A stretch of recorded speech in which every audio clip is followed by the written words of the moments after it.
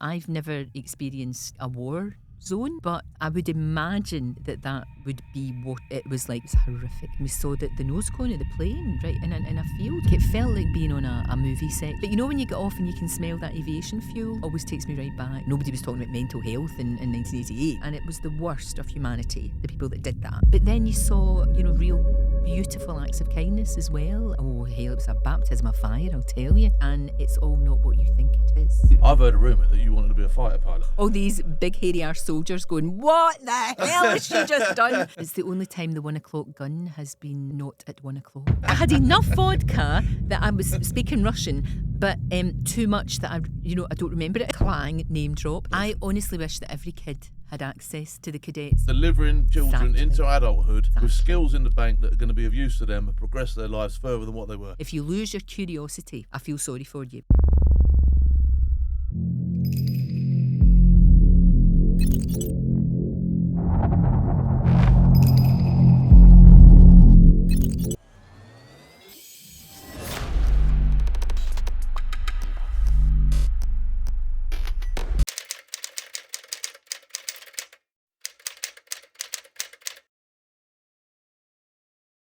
It's time for the debrief, and this week I have got, she can only be described as a national treasure, and I absolutely 100% agree with that description.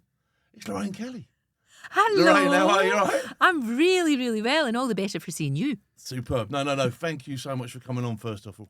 Look, I'm going to do the same with you as I do all my guests. Good. I'm just going to have a good old chat with you. All Sounds right? great. And we're going to start right from the very beginning. Okay. We're going to go back to little Lorraine.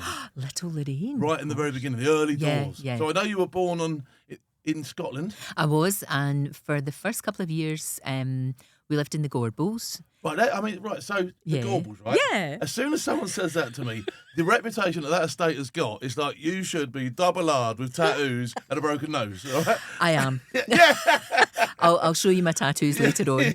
But yeah, it was rough, it was. And my mum and dad were really young, they had to get married. Mum was pregnant, so they had to get married with me.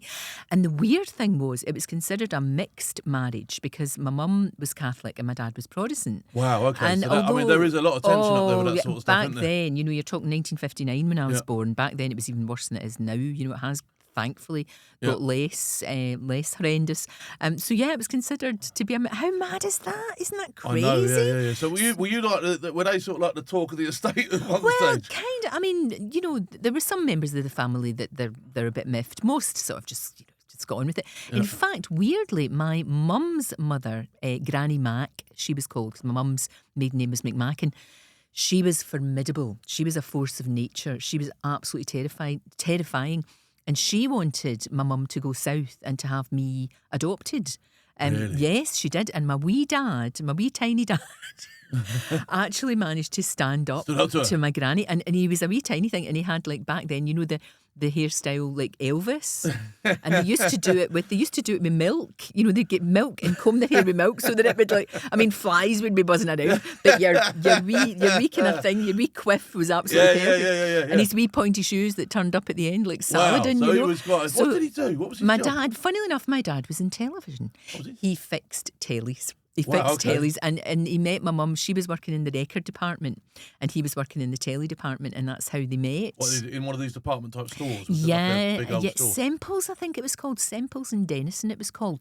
And then they get married. I mean, gosh, they get married, and I think their wedding reception was a Kit Kat and a cup of tea. I mean, they never had any money. Nobody had any money. But there was a real sense of community. Everybody helped one another. Yeah, They so all sort of everybody rallied bought a cup round. of tea even if they didn't get given one.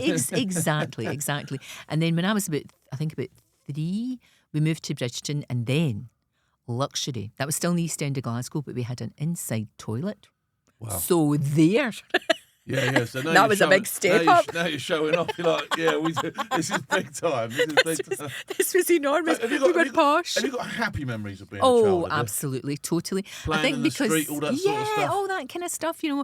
My mum was She was great. You know, she taught me and my brother as well. He's 6 years younger than me, how to read and write before we went to school. Okay. You know, it was the house always had books in it and newspapers. And my dad was kind of, one of these working class men that's self-educated. Should have gone to university, but of course back then. No one had time, did they? No one had money. You needed money, didn't you? Exactly. And you went from school to your job. Yeah. That's what you did, or to be an apprentice maybe. But you didn't get the opportunity as a working class young man or young woman to go to university back then. So I was lucky that, and I did all the things, playing football out in the streets. We used to play with balls on the wall. Dundee fan, didn't you? Dundee United. Dundee United, all right, okay. Yeah, not Dundee. Okay, Dundee United. But we used to play, I don't know if they did it down south, but you'd get 2 balls. It sounds rude, right? You'd get 2 balls and bang them against the wall. Do that. Did you ever do that here? No, we used to bounce them off the curb.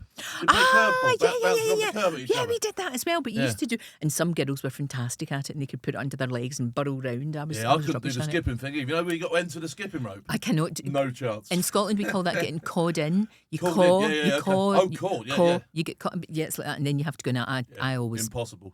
I always didn't do that. Flat on my face. So at school, what was you like at school? Were you clever? I was a wee swot, and also because my mum used to. I mean, I might as well, honest to God, I might as well have had a sign saying, kick me, beat me up, bully me. Because I used to go to school, my mum used to put my hair, and she used old tights, and she used to wrap my hair up and to get ringlets. Ringlets, right. Ringlets, not wrinkles, that's a different thing. She used to do that, like sort of Shirley Temple. So I used to go to school with my hair in ringlets and spotless and immaculate, and I was a wee sport.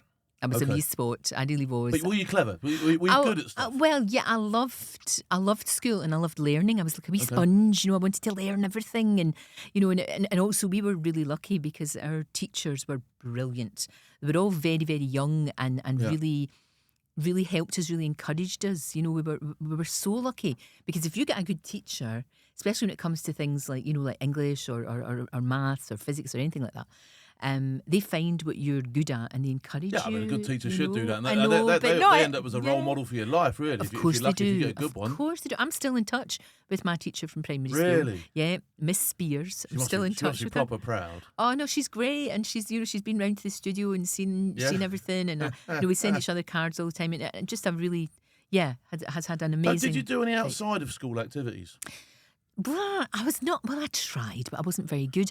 But when I was growing up, you worked. Do you know what I mean? You'd work, like my mum and dad both worked. I had a paper round. Me too. Yeah. And then I had a Saturday job. I used to get 25 pence an hour working in Chelsea Girl. I used to get a pound note in a wee brown envelope every Saturday, and I thought that was amazing. Yeah, I loved it. I remember, honestly, I remember as a kid, because kids just get given money nowadays, don't they? In lots of respects. I know, but it doesn't mean as much. I remember finding 5p. And I remember running home like that. Yes, 5p. You know what I mean? I'm like, I've done it. I'm going clear. But don't you think it means so much more to you if you've earned it? That pound was like, and of course back then a pound was actually could buy you tons of things. I did anything to make money. We used to do penny for a guy. We even held a jumble sale at the bottom of our road. Like, did you do that? I did that as well. I had a stall at the Barras when I was a kid. But it started off like my mum had it was like a lot of jumble sale stuff. Yeah. And I took it to sell at the Barras, and then I was kind of like taking things to the Barras that I shouldn't be. It was like my mum, she's like, where's that nice pair of shoes? Gone, sold. Oh dear, yeah. Away. It was funny. Oh, super. So you left school, yeah. Right? Did you do university and that sort of stuff? I was supposed to do. I've heard a rumour that you wanted to be a fighter pilot. That's what I've heard. I did. Did you? Come on, tell me about that. Tell did. me about that. I mean, it's something that. Where did that even come from? I don't know. It was just the fact that it was so. I mean, it wasn't glamorous as such, because it isn't glamorous, but just the fact that what an amazing job you would be doing, and there was that thing of protecting. You're sort of doing something that's really important, but at the same time, wow, what a thrill to be able to do that. But of course, back then, I mean, that was 1976, 77. They just laughed at me in careers. I certainly didn't take it any fun. It was the school careers, Right, okay. School careers guy. He just went, don't be daft, because then women didn't, I mean, you had to be the elite, of course. And people from my background, it just would never have happened, really. So I was supposed to go to uni. I was supposed to go and do Russian and English. Okay. But I got a job in the local newspaper Why instead. Russian? Why Russian? I don't know. I think it was, I'm a bit of an odd one. the school, there was about 1,200 pupils in our school Yeah. in East Kilbride, and that's just outside of Glasgow. And the Russian, only 3 of us did Russian. The opportunity was there, and I thought, where are you ever going to get the opportunity to learn something like that? No, great to learn a language, of course, but Yeah. and we were doing French. Do you speak any languages now? No, I wish I did. And my Russian's away, although, can I just say, I did ages ago. I went out in New York a long, long time ago, and I was taken to some vodka bars and met some Russians, and my Russian came back. But I don't Really? remember it. Because I got to that stage. Because of the vodka. Because of the vodka. So I had enough vodka that I was speaking Russian, but too much that I don't remember it. But apparently I was making sense. I learned to speak Spanish when I was in the regiment. They sent me to live with a Spanish family, right? Wow. And I literally never saw that family. I spent my whole time in the bar, and I came back and I was like speaking it almost fluently. You've got to immerse yourself in it, Yeah, haven't you? ridiculous, yeah. Haven't you? But yeah, I got a job in the local newspaper, so the East Kilbride And what News. was that like? So you were sort of like, you were like a junior great. hack, or were you? I was a baby cub reporter, they call it, and you did everything. You absolutely did everything. It was one of those jobs. Was it a real one? You start on the factory floor, you make tea. Oh, all absolutely. that You sort make of tea. stuff. I mean, it was a tiny, tiny wee newspaper, and I always remember it. Did you ever watch Life on Mars? That series that he was put back. He was a modern day policeman, and he's put back into the 1970s. I do remember that, Brilliant, absolutely fantastic. The guy the policeman, Gene Hunt, was like my hero. I loved him. But yeah, it was a bit like that. It was all kind of like smoke-filled rooms, and all of this, and everything was brown. In them days, the ceiling used to go. I mean, all the boozers had red ceilings, didn't they? They did. So you didn't have to. Everything keep was cleaning them. brown. Everything was a kind of shade of and it was a fug of everything. But it was great, and I learned an awful lot there. You learn a lot, and that was What sort of stuff were you reporting on then? I mean, is it sort of Everything. Mrs. Miggins' pie shop? It It's a gold standard. You're I like, know, yes, I'm it down was there. it was Rush. wee things, but community things, and obviously there were some big stories as well. But most of it was really, and it was one of those jobs where you could either just sit in your bum and rehash press releases for Strathclyde, for the local authorities, or you could get up off your bum and get right into the community and chat to people. So I love that. You would be amazing at that. You would be the best. I love a convo, me, mate. I'm telling you. I know. So it was great, and I was there for about 5 or 6 years. And I loved it. Absolutely loved it. So that led on to. Yeah, I got a job at the BBC in Scotland, but that's where it all kind of the wheels fell off a wee bit. Okay. Because I was told by the boss of BBC Scotland that I would never make it in television Really? because of my Glasgow accent. So they said I Okay, should so there's go some for elocution lessons. Now imagine them saying that to you or to me. Clearly I didn't go for elocution lessons. Well, if you did, they didn't work. They really didn't. So, but it was one of those weird things, because that very day that he told me that, I knew that there was a job going at TVAM at Breakfast Telly, which was quite early, and it was quite a new thing. It was. I remember it. Yeah, I remember because it was like High Diamond, they just, Roland yeah, Rat. they just Yeah. the Green Goddess and all that sort of stuff. Wasn't It was all that was happening. It was all this was going on. So I applied for the job, and because the boss was Australian, he just wanted somebody Scottish to cover Scotland. That's when I got the job as Scotland correspondent, which would have been about end of '84. And so, what was your sort of like? What was your? You were just doing the Scottish part of it. I was, but I was So doing. you weren't on the sofa then, were you? No, but I was covering Scotland, the whole of Scotland. But what was great about it was only me. So a football story, I would be doing it. A political story, I'd be doing it. A daft story about animals falling over and animals being gorgeous, I would be doing it. News, I'd be doing. So I did everything, and it was a baptism of fire. I'll tell you, it really was. You just had to get on with it. Did you have a crew? How big was your crew then? Well, I did have a crew, and that's another story, for goodness sake, because my husband, he is now my husband, but he joined our crew after I was there about 6 months. He walked in, and I thought to myself, he's rather nice. We like him. He started off as our lighting man, then sound, then cameras, because everybody did everything back then. When it's such a tiny amount of people working away, you've got to. So yeah, we went out for each other for a long, long time, and then got married. Do you know where he took me on my first date? No, go on. Dundee United against Hearts was our first date. Did you win? We didn't, but it was okay because I loved it. But you were there. You had the man of your dreams. Yeah, it was great. No, we were pals for about a year before I had to get him very, very drunk and then jump on him like a ninja. Back to the vodka bar, then. Yeah. It was good. We were at Glencoe doing a mountain rescue sort of reenactment type thing. And then they took us back and introduced us, the boys introduced us to Alabama Slammers. It's like tequila with ginger ale in a wee glass, and then you bang it on the bar and then knock it back in a winner. And it goes. Naughty. Yeah. Naughty I'm stuff. not too good for stuff like that. See, even you, even upstairs. even a big fella like you, I think after 6 of them, you would feel it. The Alabama Slammers. Alabama Slammers. Alabama Slammers. So you did cover some quite big stories, didn't you? And one of the stories I do want to talk to you about is the Lockerbie thing, because it's the 35th anniversary coming up this year, isn't it? And that must have been huge.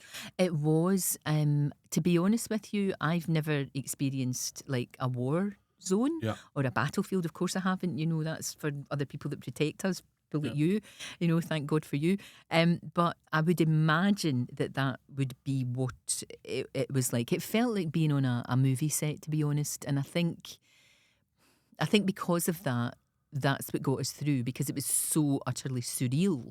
Because we got there very quickly, because of course I was going out with Steve then. Yeah. And back then there was no internet, or mobile phones were really in their infancy. So I got a call saying something's happened. They actually thought it was 2 RAF jets, because they used to do a lot of exercises down there. So they thought that might be what had happened, but clearly it was a lot when you more than pitched up, I mean, you were one of the first on the scene, weren't you? So presumably, I mean, it was, what time was it? It was in the evening, it happened about 10 minutes past 7 at night, I think, and we must have got there about an hour and a half later. And I remember it took us a wee while to get there, because the main road south was absolutely covered in bits of hot, it was like shrapnel, big bits of shrapnel, hot metal everywhere. So we got a puncture inevitably, so we had to stop for that. And then I remember we were driving past the fields, and we saw the nose cone of the plane right in a field. It was just, you're like, what the hell is going on here? So now you're starting to realise this is huge. Bigger than Ben-Hur. This is huge. And obviously all the first responders and everybody that was there were just, it was just a recovery operation. How were they like with the press? Because sometimes people, stuff like that happens and people stand back. Do you know what I mean? They were fine with us, because we were there very quickly. And I think because, obviously that was my patch, was covering Scotland as well. And we did it with respect, because you have to have respect for the people there. There's going to be sort of like... But there are people there that weren't. I mean, there were 250 odd people on that plane, weren't there? Yeah, well, they it were was... obviously I know. all over. Absolutely. And they really were. I mean, and it's so sad, because the plane was going Frankfurt, Heathrow, JFK. Right. And it went Frankfurt, Heathrow, and it got delayed at Heathrow. And because it got delayed, it meant it exploded over Lockerbie. It should have exploded over the Atlantic. And then there would have been, that was the idea of the terrorists. Yeah. And again, one of the reasons that I did a documentary on Lockerbie for, because of its 35 years, was also to, remind people that's the worst terrorist atrocity it was, had. That was the largest on European soil ever. Yeah, exactly. And I think a lot of people, understandably have forgotten what happened. And I think it's important to remember that. I mean, you imagine if it'd been delayed longer and that plane had exploded over London. Can you imagine? I mean, it doesn't even bear thinking about. I mean, it's bad enough. It was horrific enough. 11 people died on the ground as well, didn't they? There was a massive piece of the fuselage fell onto Sherwood Crescent, and I mean, the people were vaporised. Their houses were vaporised. It was horrific, absolutely horrific. You went back. Did you go back this year? Yes, I did. Yeah, went back about a month ago. How were the people now? Do you know what? An awful lot of them just want to forget it, which I completely understand. Absolutely, yeah. Back then, of course, there's no kind of help or support, emotional support or anything like that. Or, nobody was talking about mental health in 1988. No, and you just got on with it. That's what you do. But I think about later they went back and about 75%, I think, of people that were affected by it had PTSD. So, it was very much a real thing that was happening to people. But how they dealt with trauma back then was very different to how, there wasn't the understanding. There really wasn't. And the people were amazing. I mean, it was a horrific thing, and it was the worst of humanity, the people that did that. Yeah, I mean, I can't even... horrendous. How do you get into their minds? You can't. No. You can't. They're you don't even want to think about them. They're vile. Yeah. But then you saw, real beautiful acts of kindness as well, and amazing friendships. It does bring that out, doesn't it? It brings it out in you people. See the very best, worst brings out the very best. And it does. Indicative. And all those young men and women, who had to scour the hillsides for the bodies and treat them with respect. Would have been and bring them parts back. as well, wouldn't it? I mean, it's the parts. It was horrible. It was and awful. You can argue when a soldier goes to war, he almost expects that. He's been briefed. He's seen the photographs. He knows. you're just there 7:30 on a normal night of your life, and you're watching the telly, and it turns into something absolutely hell, ridiculously, insanely, unlawfully, completely wrong. And we shouldn't forget that. No, we shouldn't forget. We mustn't forget that. And the people that died in the, you know what it's like with anything that's so horrific like that, any terrorist attack or atrocity, it has a ripple effect. There's people to this day who are trying somehow to deal with it. I mean, I spoke to a lovely woman, a midwife, Gillian, and she'd only been 8 at the time. And she actually had a total breakdown about 10 years ago. She's a midwife.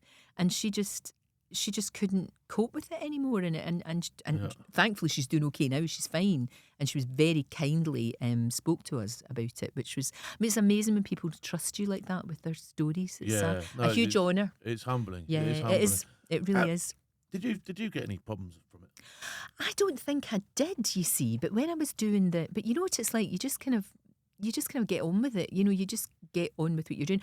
I think my problem was I blanked it all. Yeah. Because I have very, very few memories of it. But having said that, any time we go anywhere, and we're very lucky that we're able to travel a lot, and we travel a lot in Africa, Southern Africa, like Namibia and places like that. Well, and Botswana, and we just recently went to Zimbabwe. Botswana's lovely, isn't it gorgeous? Yeah, but when you get off and you can smell that aviation fuel, that always is always takes me right back. It does.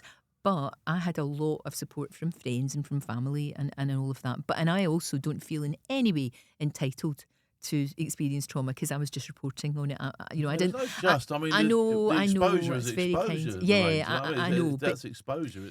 But still, it's the people who are bereaved and the people in the town that saw terrible, terrible things. Dreadful things that those sort of images don't ever go away. I don't think unless you've been in that situation you'll ever fully understand. And you know that. You know that better than anybody. Yeah. That you have to sort of process it and deal with it and somehow live with it.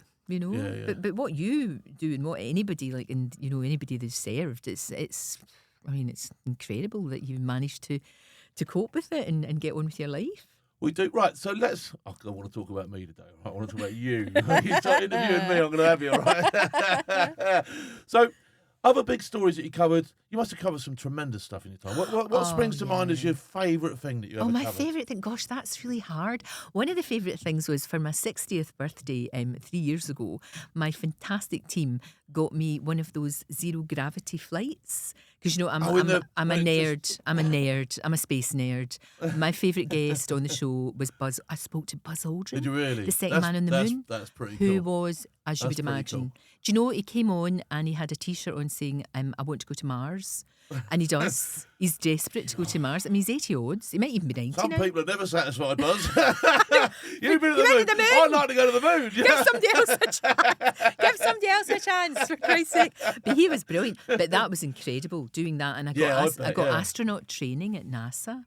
Wow. I mean, it was Did you go on that thing that spins round? Do you know, I didn't go in, it wasn't too, luckily, that day, it was being used by real proper astronauts, so I just kind of piddled around and thank goodness didn't have to do that. But I didn't barf on the, the zero gravity. A lot of people do. Yeah. They have to quietly and discreetly go in the corner. How long are you actually sort of like weightless for? Not long. It's only like in wee bursts, because because it drops, doesn't it? The plane basically drops, doesn't it? So it's wee bursts of about 20 seconds, which doesn't sound much, but it's amazing. I felt like a toddler. It was just so exciting. That was it one of those days where you just grin at everything, your cheekbones honestly, hurt at the end of the day? My husband said that. He said, you look like a wee lassie. You just looked like a kid at Christmas in a sweetie shop, But I've also been dead lucky to have been up in a jet. I got taken up in a jet RAF Lookers. Okay. Oh my gosh, that was... You know how I said I wanted to be a pilot? Yeah. Of course I could never be a pilot. Not in a million years. So many things are going on at super, super speed. I was just sitting in the back, desperately trying not to throw up. It was amazing. It was just, honestly, that was one of the best experiences I've ever had in my whole life. They were doing a sort of diamond, a diamond shape. Oh, they have other planes up with you as well? Yeah, and we were at the back. We were the whip at the back. And I looked over and I could actually see the other it was just, honestly. I've never done a jet, but I've done the refuelling flights. You know, when you sit on the step at the back and watch the hose go out. Oh, that's proper. And they just come out the sky from there. Whoa, where'd that come from? How do they do it, though? How do they do it? Yeah, it's insane. How on earth with all that going on? Never mind, that was just a wee kind of like, they were just showing me how it all worked. How did they do that under fire? I know. Like in proper combat. It's astonishing. There's some incredible people out there. Amazing. So, tell me more. Tell me more about some of the people you've interviewed. Do you know, it's funny, it's when I first started, when I was asked down to be a presenter, which funnily enough, and it doesn't sit very well with me, I still feel very guilty about it, was after Lockerbie, because I've been on a lot, obviously doing the news bulletins and doing all the different lives from the place. They said, come down and do the 6 till 7 slot, and I just thought it'd only be for a week. And 35 years later, I'm still sitting on a pink sofa with my hair done. It was never something that I thought would ever happen. That is a routine. I mean, those sorts of jobs are almost an establishment, aren't they? Yeah. Do you know what I mean? Once you're in there, that's unless you do something really Unless you do something really bad. Exactly. So you just kind of, you're very lucky in the sense that people do like that continuity. They really enjoy it. But when I first started, do you remember Terry Wogan used to have a show at night? He used to have a talk show around about 7 o'clock at night. So we never had any money at TVAM. So our producer used to go and stand outside Terry Wogan's place and ask all the big giant stars, do you want to come on our programme? We can't really give you in, but we'll give you a cup of tea and you can sit there for hours on end and talk about whatever you like. So when I was a kid, I was talking to people like Lauren Bacall. Kirk Douglas, Tony Curtis. Legends, Sammy Davis Jr. Have you ever got starstruck? Have you ever got absolutely, I don't know what to say? The time. Leonard Nimoy, who plays Mr. Spock, who was I told you I was a bit of a geek. He was my first crush. I watched Star Trek when I was a kid, and I loved Mr. Spock. Live long and prosper and all that. What does he look like without all the clobber on? He still looks all right. He did back then. I mean, sadly no longer with us, but he was lovely, and that was a real thrill. But it was not a very good interview because I was so starstruck. I mean, in a way, I would have loved to have met David Bowie. He was my hero. But in a way, I'm quite glad I didn't, because I think I would have just gone, just melted. Just absolutely, that's it. I wouldn't have got a word out. I wouldn't have got a word out. But it's great to interview like big, giant, huge, massive stars. It's lovely. But to be honest, you're just wheeled into a room and then wheeled back out again. Yeah. It's great, don't get me wrong, and you always know as soon as you go on the lift and you come out into the posh hotel, because they take the whole level of the hotel, and as soon as you get into the hall, you know what the interview is going to be like by everybody running around. Hugh Jackman, everybody's as happy as Larry, everybody's running about, this is great, everybody's having a good time, it's going to be really good fun. But if it's somebody like, say, who was difficult? Yeah, I was going to say, Bruce Willis was difficult. Have you ever had one when you thought, I can't wait to get out of here? Oh, God, Shut up. Jeez, of course. Absolutely. I just don't want to hear any more of this. To be honest, most of them are okay. Yeah. Harrison Ford was a bit grumpy, but then you find out later it's because he didn't particularly like the film that he was promoting. Right, okay. But then I think to myself, that's part of your job. You're sitting in a posh hotel. And it shouldn't make any difference between you and him. And also, you're an actor, so act. You're having a nice time. Pretend to like it. There you go. Snap, part 2. Exactly. Pretending to like your own film. Yeah, I know, and they can be a wee bit grumpy. And then everybody has a rotten time. Because I remember, clang, name drop. But Hugh Jackman, I said to Hugh Jackman, you're always so lovely and so easy. And everybody has a... And he said, well, what's not to like? I'm living my dream. He said, and I've got to do these interviews. I might as well make it good fun for myself and everybody else round about me. And I thought, what a great attitude. Yeah, no, that's my attitude. Really. You're going to sit in here. We might as well have a laugh. Might as well have a laugh. Have you got anybody you want to do? Have you got anyone now you go, I really want to do? Come on, so many. Reel them off. Wouldn't you like to interview properly the Princess of Wales? Lovely Kate. Yes. But properly. So that she wasn't just sort of tone, like she would really be telling you what really happened. Yeah, so you got the nuts and bolts. What happened between her and Meghan, what happened between her and Harry, what's going on. A proper gossip one. Here's a cup of tea. Here's a cup of tea, here's a chocolate biscuit. Relax. Right. Curl us in. Loosen your stays. Here we go. It would be great. Wouldn't that be good? But you'd never get that in a million years. Of course you wouldn't, and I completely understand that. It's absolutely fine, but that would be a cracker. Who else? Come on, there must be someone else. Do you know, I've been dead lucky to interview most people, but I'd really like to interview Michelle Obama. I never got to interview Michelle Obama. And like I said, never got to interview David Bowie before he passed. David Attenborough, I have talked to David Attenborough. Have you really? I have. He's an amazing bloke, isn't he? And every time he trends, he trends on social media. Sometimes you see David Attenborough, and honestly, I think, oh my God. Because when he goes, that's it. He is holding the universe together, David Attenborough, and I can't even begin to think about him not being here. It's just too painful. Yeah, you just can't. Quite a thought. He's wonderful. I remember I was editing my wee book. I've written a book that's out next year, and I was editing it while we were in Zimbabwe, and I needed to email, and there's no signal. We were out in the middle of nowhere because we hire, you would love this, we hire a truck, me and my husband, and he drives the Jeep. Yeah. And then we sleep on top of the Jeep. You just pop it up. Yeah, nice. So you can go anywhere you like. Yeah. I love it. I bet. And you don't have to get showered or washed or any of that malarkey. You don't need to brush your hair. You don't need to do anything. Out you go. Same old T-shirt 4 days in a row. That's Brilliant. a bit of me. But Oh, I loved it. As you can tell. But I had to get use of internet, and the only place really are the anti-poaching places and the places like that, or at the gate of any of the parks, big national parks. And I've never done this in my life, but I actually showed the wee man a picture of me and David Attenborough, and I said, "Can I use your Wi-Fi?" That is big time, isn't it? All right. And he went, "Yes, of course you can." I mean, isn't that awful that I'm using a national treasure like David Attenborough in that way? But it had to be done. Had to be done. Have you got? I'm going to put you on the spot a little bit. Yeah. Have you got anybody you wouldn't interview? Only somebody who I think I wouldn't want to give them a platform if I think they're dangerous. Okay. That would be obviously any terrorist organisations or anything like that. Because to be honest, it's a difficult one, isn't it? Because if you do give them the oxygen of publicity, unless you're very careful, it could actually backfire spectacularly. But there's nobody really that I would say no to, because everybody's got a story. Everybody's got a story to tell. They really have. And even if I fundamentally disagreed with a politician, for example, I'm not the kind of gladiatorial type interviewer. I would much rather, give them enough rope and actually let them talk and let everybody see just how bad they are. I don't care which wing they are, left or right. And then you've not got to commit either, have you? Yeah, well, you can be. I mean, that's the thing about doing this for such a long time. Now and again, you can say your piece and you can be a bit naughty and you can have a bit of fun with things. It's quite good. But people, I think, I don't think there's anybody I would ban. I don't believe in banning stuff. I'm not very good at that. Everybody, I think so. So what are your plans now? Well, I want to know about this book.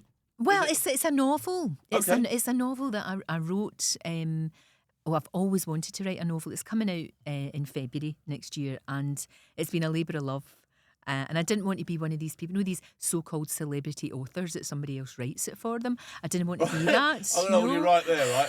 I've written 2 novels with a ghostwriter, okay? No, but you're honest about it. Yeah. No, that's what I mean. I'm 100% honest about it. No. I wouldn't pretend. That's great, because that's what you should be. I can't string a sentence together. No, but you've got experience and you've got a story to tell, and you're upfront and giving credit. What I think is wrong is if somebody writes a book, they don't write a book and they don't say this was collaborative. And they completely pretend it was them. Yeah, because you couldn't have done the book without your ghostwriter, but he couldn't have done the book without you. So therefore, you're working in a partnership. Yeah, got you. But that's different to that's different to kid knowing that you wrote it. Do you know what I mean? Yeah. Because I wrote every single word. So, and it's right. the So hardest thing I what do. is the novel about?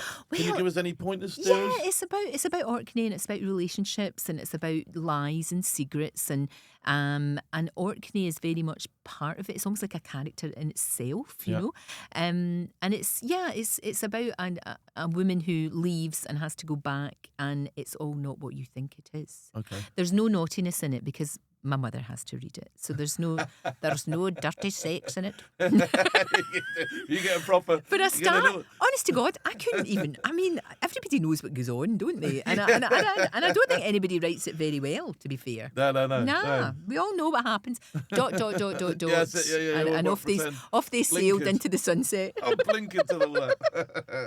So the cadet stuff that you do, the ambassador stuff, because we have a thing in common there. We're both talking about ambassadors for the cadet isn't course. it brilliant? I think it's an absolutely superb organisation. I honestly wish that every kid had access to the cadets, because whilst the girls and the boys that are in the cadets might not eventually join up, might not be it's part the of it. life skills. It doesn't matter. It's got nothing to do with joining the army for me. It's got nothing to do with it. Delivering children Exactly. into adulthood Exactly. with skills in the bank that are going to be of use to them and progress their lives further than what they were. And that's what Exactly. it's about for me. Do you know what I mean? Me too, 100%, because it doesn't matter if you go and be a hairdresser, work in a shop, do whatever it is you're going to do, go into education, you're going to be better at that for being a Of course you are. cadet. And I hear all It's the time, amazing. like the first aid stuff. I hear every week a story of a cadet jumping all over someone's chest and saving their life. Like, do you know what I mean? Yes. Happens all the time, Because doesn't it? they've got the skills. So the They've skills got the are being used straight away. And also, what I love about it is the adult volunteers will see something in these kids Yeah. and bring it out and encourage them. Yeah. And it's all about working as a team, not thinking about you as an individual Yeah. all the time, because that is sadly a wee bit of a sickness of our age, that it's all about me. I you know, think me, people me, have me, come me, a but, little you bit know. insular because Yeah. social media almost Yeah. encourages it, It doesn't does. You're Of just course it staring does. into your phone all day. Absolutely. You don't care what's going on around No, you. no. And it's always a picture of me. Me, here's me What doing happened things like to a me. picture of us? No, and it's a that- yeah. picture of me. And I'm guilty of that as well now. Do you know We what I had mean? all a wee bit, but I always say to anybody that wants to do what I do is you've got to do your homework, Yeah. and it's not about you. It's about the person. You are just really the person asking the questions on behalf of the audience. Yeah, Of yeah, course yeah, you are. yeah. But yeah, I'm very, very proud to be part of the cadets. I was honorary colonel of the Black Watch Cadets in Scotland, and Okay. now I have been promoted, and it's to the UK wide, and they are a brilliant bunch. Who got you involved with it? To be honest with Who reached you, out? I was actually doing a report. I was doing a report on Armed Forces Day. And I was doing some stuff on obviously around about November on Remembrance. Yeah. And I got talking with people, and they just kind of, they were telling me about cadets, because I, scandalously wasn't really as well informed as I should have been back in 2000. Yeah. And they were telling me all about it, and I just thought, this is amazing, what a cracking organisation this is. So I did a few things to promote Armed Forces Day. One was a disaster. Did you ever hear what I did in Edinburgh? No, come on. Oh my God. It's the only time the 1 o'clock gun has been not at 1 o'clock. I was told, as part of Armed Forces Day, I was taken, it was so exciting, I was taken in a helicopter, and then I was dropped off at Calton Hill, and I had to do the signal for the 1 o'clock gun. Yeah. And the man, he said, 5, 4, 3, 2, 1, right? Fire. 5, 4, 3, 2, 1, fire. Easy, Yeah. you would think. No. No brainer. He says 5. I think he says fire, and I press the bloody thing, so it goes off 5 seconds early. And there's a brilliant picture of me going, oh my God, and everybody looking horrified. All these big hairy arse soldiers going, what the hell has she just done? So that, I'm afraid, was my moment of shame. Never get a civvy to do it. Just don't get a civilian to do these things. Not trusted with a big gun again, then. Please, no. And it was a very big gun. It was a big gun. Oh, yeah. it was a cracker. So, what have you got? Do you visit the cadet camps now? Yeah, well, the trouble was, during the COVID, of course, we couldn't do anything. So it's now starting to rebuild again. Did a lot of stuff online for I them know, which during- is a during shame, COVID, because the which kids weren't getting the full it's- experience. Well, nobody was getting the full really experience. given some of those kids 2 years, 2 important years of their lives. I know. Absolutely ripped them apart. It's isn't desperate. It? You know? It's Horrible. desperate. I do wonder what the effect's going to be in years to come. Yeah. But it's starting to catch up again. And I did go to one of the camps up at Barrybudden, up in near Dundee. Yeah. And that was great. And just to see them all having a good time and looking out for one Oh, another. that's what I mean. So I It's did a lot of stuff brilliant. for a lot of stuff for veterans, and I still do. Yeah. Sometimes I can actually, and I must say this, sometimes I find it can bring me down.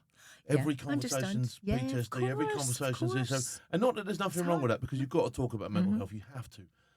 But the cadets, when I turn up at a cadet detachment, they're all...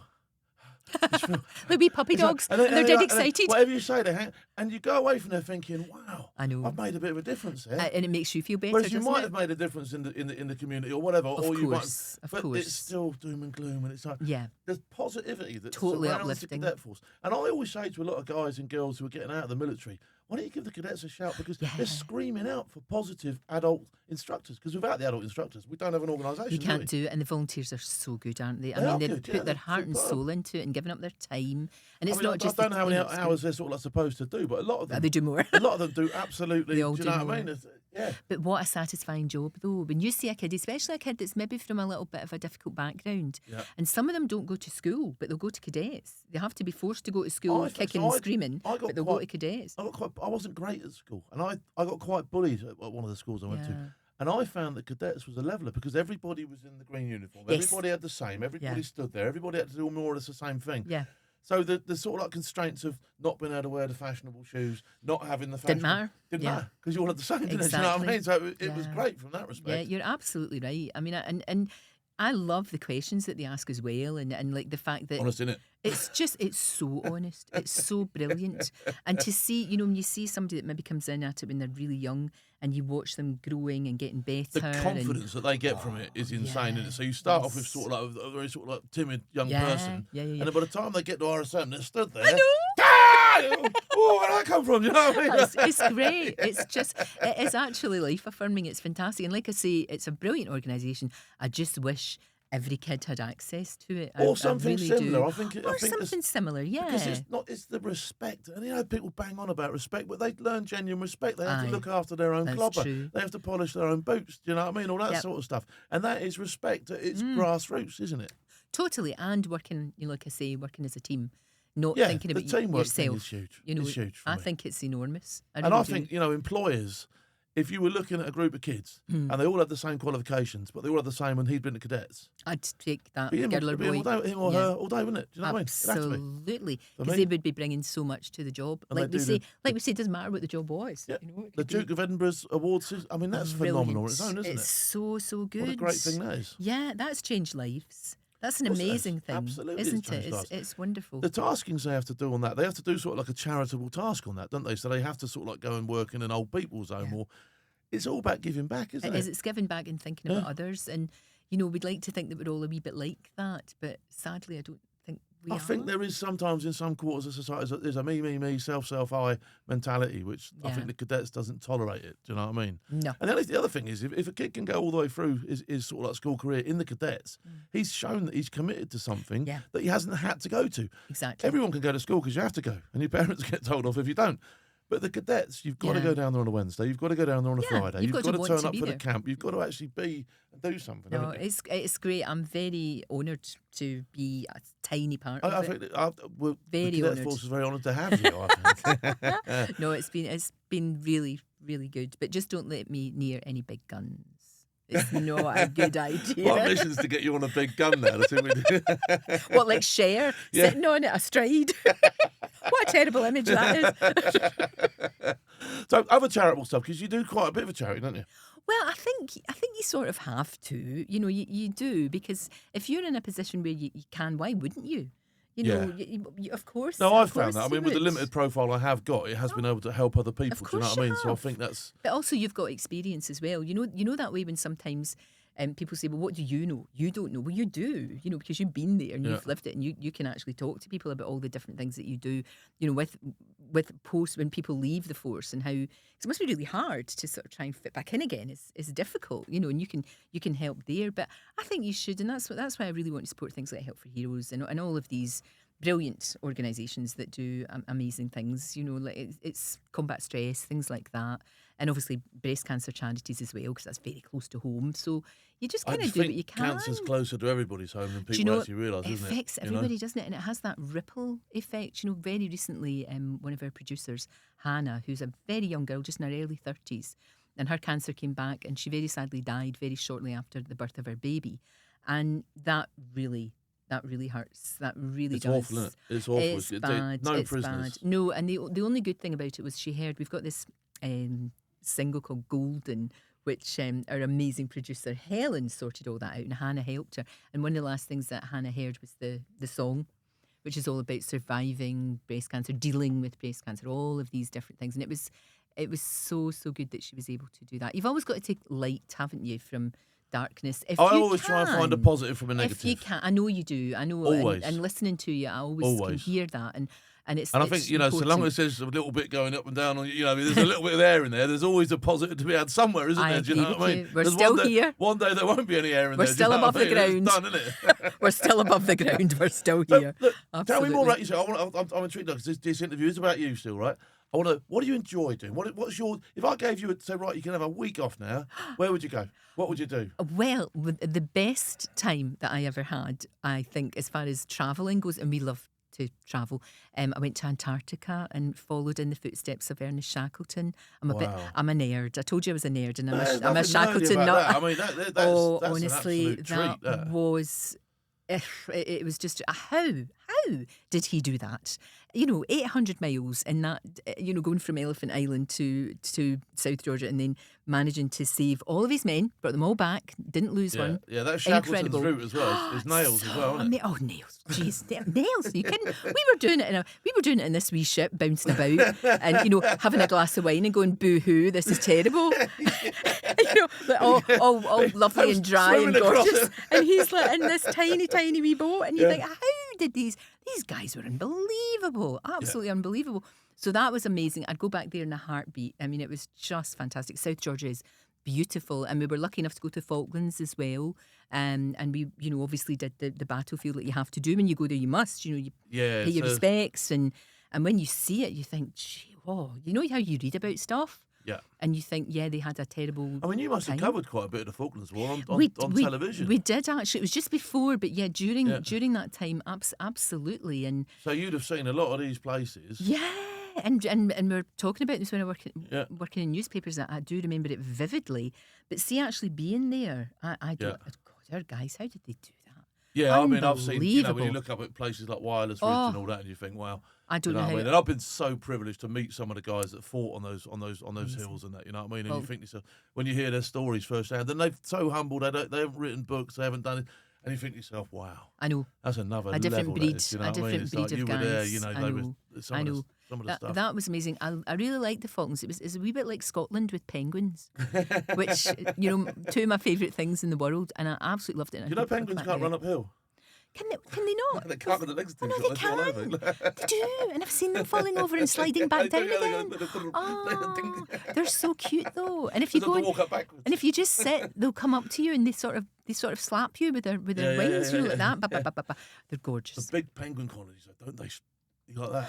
Do you know? I didn't find it too bad. Did you not? I thought I didn't find it too bad. I think because the air was so cold. Yeah. But I went into the water when I was in Antarctica. I went in. There's a wee island, Deception Island. It's difficult to get into, but it's not. It's just off the peninsula of Antarctica. Oh, that was cool. I made the mistake of I threw all my clothes off, and I kept my swimming costume on, but I threw, because nobody wants to see that. What kind of holiday was this? Well? Can you imagine? And you just holiday in Antarctica. Yeah, you wouldn't see anything. It would all be absolutely be teeny tiny. But and I took all my stuff off, ran back out again. But of course, all my clothes are lying in a heap, all entangled, and I couldn't feel anything from the neck down. So that was slightly strange. That had to be done. My husband never went in.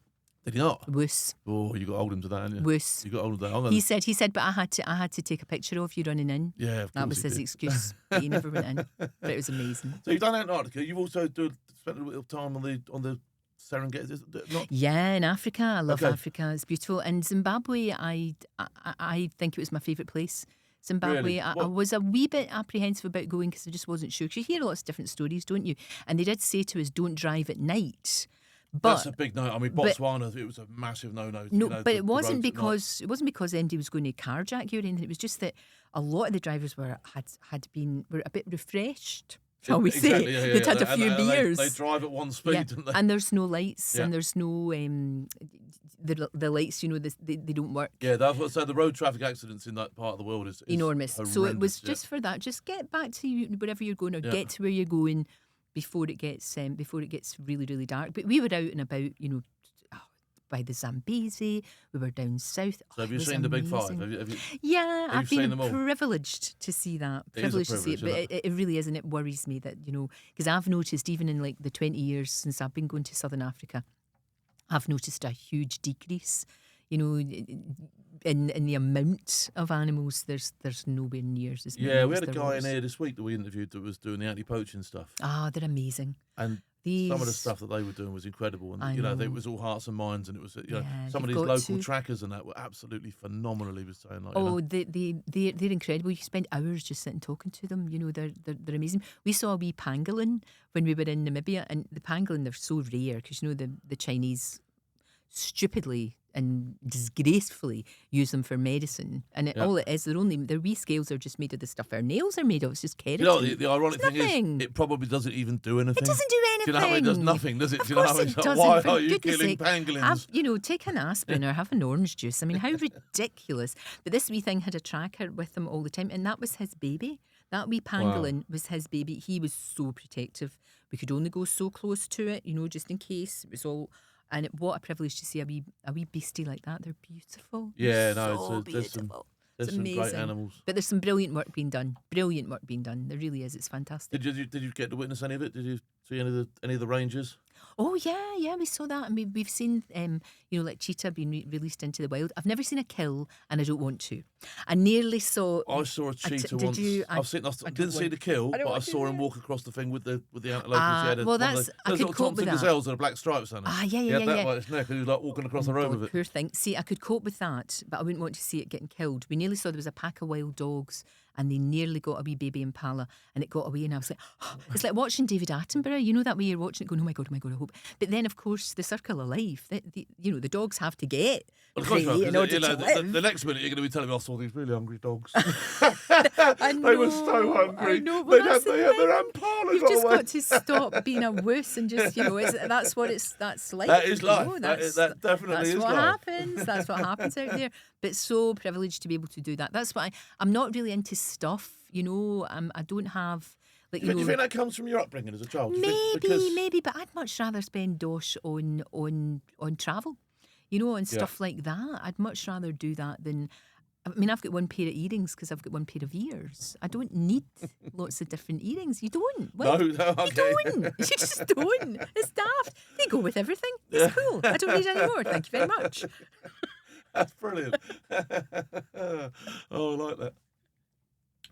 I wish Wendy would say the same with shoes. She's got like one pair of feet, to be fair, 1,000 pairs of shoes. I do have quite a few pair of shoes. That's true. And you only need a couple. You only need your trainers and your one pair of high heels. Need your trainers, don't you? Definitely need your trainers. So what else have you got in the pipeline? Because you seem to have done so much. I've been very lucky, actually. Been very lucky. To be honest, the show toddles along. And it's great because it's a real democracy. We have a very, very small group of us that do the show. Yeah. We all know each other really, really well. Do you have a good say in the show, do you? Oh gosh, yes, absolutely. After we do each show, we have a wee chat about what we've just done. Yeah. Just to, if there's any problems, usually isn't. It's usually because everybody, makes sure that it's okay. But now and again, things can go wrong. Things go wrong actually all the time because it just takes somebody getting stuck in traffic because it's a live show. And if they're stuck in traffic, then you have to rejuggle the whole show. Like say you were going to say my favourite, Michael Palin, was coming in, right? Yeah. And he gets stuck in traffic and it's not his fault. And he was going to be at the top of the show. Well, if he's late, you just have to juggle everything. And that happens a lot, but I'm hoping that nobody would ever know. I remember one time, it was like Alan Partridge. Michael Parkinson was coming in and he got stuck. And he was going round and round the roundabout, at Westminster. Because our studio used to be in the South Bank. And I interviewed him in his car. It was mad. It was like Alan Partridge when he interviewed Roger Moore. Yeah. And I'm interviewing, and it was mad. But you just have to kind of get on with it, you know. You just, and things go wrong all the time. And the crew is a tight knit crew on that show. Is it? Yeah, the crew I've been doing. The crew actually they do. They sort of like have a rota. So sometimes they'll do This Morning, sometimes they'll do me, sometimes they'll do Loose Women. And as soon as I stop my show, they have to take all my set out and put in the Loose Women set. And it's like, because we use the same studio. Palaver. It's a palaver. And then when Loose Women's finished, they then redo it back to my set. And then it's for the next day. They used to ages ago to save money. When we had Christmas decorations, half the tree would be all pink and bobbly and mine. They spun it right, and the other, you got it. And the other side was the Loose Women's side. A wonderful world of TV. You just used to do that, and I just thought that was hilarious. It was so funny. You can almost do that with a sofa, couldn't it? It could be double-sided. Yeah, have a blue and red. Like, just flip it around. Oh, there's ways. There's all ways. But yeah, they take the whole thing out and but endless women. It's amazing what they can do. So have you sort of like had I'm trying to think of what the sacrifice would be of having spent all that time doing those shows, and you must have had early mornings. Yeah, proper early mornings. The only thing I would say is when my daughter Rosie was small, I couldn't take her to school because it was 4:30 in the morning and I'd need to leave it at the school gate, and that would be a bad thing. So I didn't do that. Poor old Rosie would be traumatised. Standing outside the school. I know, but really, to be honest, and I mean, when I was a reporter and you're on call, and of course it was just a beep, you know, the bleepers that you had? Pagers. Pagers, yeah. We call them beepers. We had that because that was before mobile phones, and the amount of times that I couldn't go to somebody's wedding or christening or night out was, you know, that was a lot, and I always felt really guilty about that. When you were up at 4:30 in the morning, you were always just sort of like... Oh, I'm such a sook. In bed by 8. I never get to the after parties, you know. I usually go home to do my homework. I'm sort of renowned for being Mrs. Goody Two Shoes. But now and again, I do remember one time, a long time ago, before I was a responsible wife and mother. I went out in London. It was my friend John Hannah, who's an actor, and he'd just got a part in 4 weddings and a funeral. So he was wanting to celebrate big time. Yeah, proper happy. So I said, yeah, let's go out for lunch, because, you know, I've got to be in my bed. Oh my goodness me, we stayed out all night, and then at 3 o'clock in the morning I suddenly went, oh my God, I need to get up from my work in like 20 minutes. Now, any normal person, because we'd been really battering it, but any normal person would have said, I've got food poisoning, I can't come in. No, I go in. You're in. I go in like this, you know, like suffering the hangover from hell. Could they tell? Oh, they did it the once. Could they tell? Oh, They're looking at you going like that, really. Oh, yes. 15 packets of mince down your throat. God bless Mike Morris, who I was working with at the time, because he basically carried me during that show. But I've only done that once and I would never do it again. Really? Oh, no. It's not. It just is not worth it. It's not worth it. Definitely not. So, yeah, I do tend to sort of be first one at the party and the first one to leave, sadly, which is a great shame. Yeah. Award-wise, you've won a few awards, haven't you? I know it's daft, isn't it? But it's nice. It's it is good. nice. No, There's it appreciation. is lovely. There's appreciation. No, it is really lovely, and it's great. Which award you've got that would you hold in the highest esteem? Oh my gosh, I don't know. I guess I got a BAFTA, which was lovely, and I got an award, a Lifetime Achievement Award.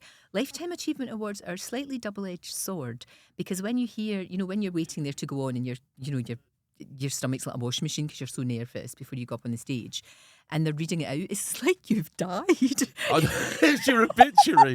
It's like you're going, the nation mourned, sadly and tragically. I'm still going to work, but hey, folks, I've got more to do yet. So Life Achievement Awards are lovely. Gosh, don't get me wrong, it's fantastic. Any award is fantastic. It's absolutely brilliant. But yeah, that was kind of weird, but lovely.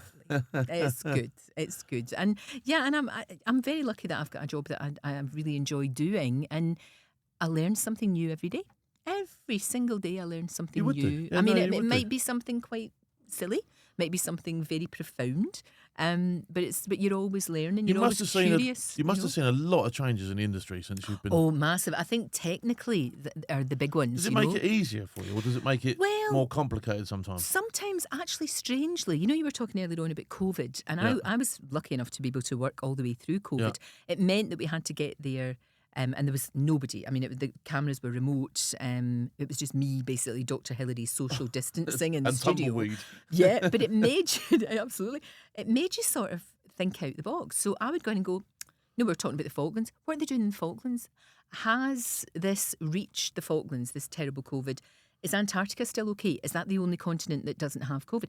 What are they doing in Canada? What are they doing in the International Space Station? Because it was Zooms, we could do it really easily.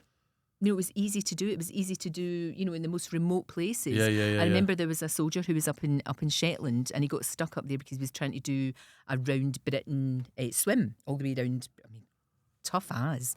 But we were able to talk to him. Because anybody that's got a phone and has got Zoom, you can talk to them. And that was game-changing, absolutely game-changing. I mean, that does... I mean, I've done a live feed. I did one from Athens to someone back up. It was the Sky News one. I mean, on my phone, just set it on a tripod. Amazing. Put me earphones on like that, and I'm off. And I'm up and running. I mean, that's been the biggest change, that we can get to places that we probably couldn't have before. And especially if you're a correspondent, especially a war correspondent, perhaps it delivers it real time as well, doesn't it? Yeah. So actually, you can go straight onto your social media, and you're actually there. Yeah. Although, you know, sometimes I've been thinking about this a lot. It's really interesting that nowadays, you know, when I was working as a news reporter, there wasn't 24-hour news channels. There wasn't obviously social media and all of that. And I just feel as if these days sometimes there's no kind of taking a step back and thinking about stuff before you open your gob. So you do get politicians, and sometimes it's not their fault because somebody's thrusting a microphone under their noses. They've just come out of a meeting. I have a rule about my social media, right? And I have fallen foul of it 2 or 3 times, and that's why I've learnt from it, right? If you have to think more than once before you post something, don't post it. You're so right. Don't post when you're pissed. Yeah, absolutely. Yeah. Absolutely not. And don't post anything that you wouldn't say, like when you're talking to me, or I wouldn't say on the telly. Yeah. I think that's anything that your nan would have clipped you for doesn't go out. Exactly. If your nan wouldn't have been happy with what you're saying, then just don't do it. But everything's so immediate now, isn't it? Yeah. And everybody forgets things really quickly. Yeah. It's like when everybody's distracted, it's like, this is happening. Oh, there's a shiny thing over there. And everybody goes, oh, shiny thing over there. I'm going to go and talk about that and concentrate on that. And nobody ever gets the time to sit back and sort of think about, especially politicians. To me, they're just running from one crisis to another. And they're not managing it particularly well. It reminds me, you know that game you get at the fair where the little head comes through the table, you smack it, and the other one comes over, smack that one, and it just forever just go like that, and no one actually cares. No. They don't have any time to plan or reflect because they're always reacting. They're never sort of sitting back thinking nobody's even got a 1-year plan, never mind a 5-year plan or 10-year plan about how to help us all. You know, they're just too busy wondering whether or not the Daily Mail are going to write something horrible about them. Yeah. And that's crazy. You can't run a country like that or run anything. You couldn't run like we had stalls, jumble sale stalls. That's right. Yeah. Just to go and buy some blackjacks or some custard creams or whatever they were. Like, you know what I mean? You couldn't run a sweetie shop. They made it their own stuff. It's true enough. Having had the career you've had, Yeah. and I would imagine hopefully there'll be a few young people watching this who would like to get into that sort of career. Yeah. What would your advice be to any young person who wants to make a go of the TV industry? It's interesting because in some ways there's more opportunity than ever before because we do have online and there's lots of radio shows and TV shows. It really is about perseverance. I have, to this day, got a drawer full of rejection letters. When I was working in newspapers, I applied for every job at the BBC. I applied for a job as farming correspondent in Aberdeen. I didn't know one end of a cow from another. I wouldn't be able to know. But I just thought if I keep applying for jobs, if I keep applying for every job at the BBC, eventually I'm going to wear them down. Yeah. Which is, in fact, what happened, which was good. But it was always that thing of do your homework, and persevere. Don't be put off. Because sometimes now, if somebody gets a rejection, it's horrible. I always say to young people that failure is just an excuse to have another go. Exactly. Do you know what I mean? Failure is an excuse to have another go. You're a wise man, and that's absolutely right. And just keep at it because it's something you want to do.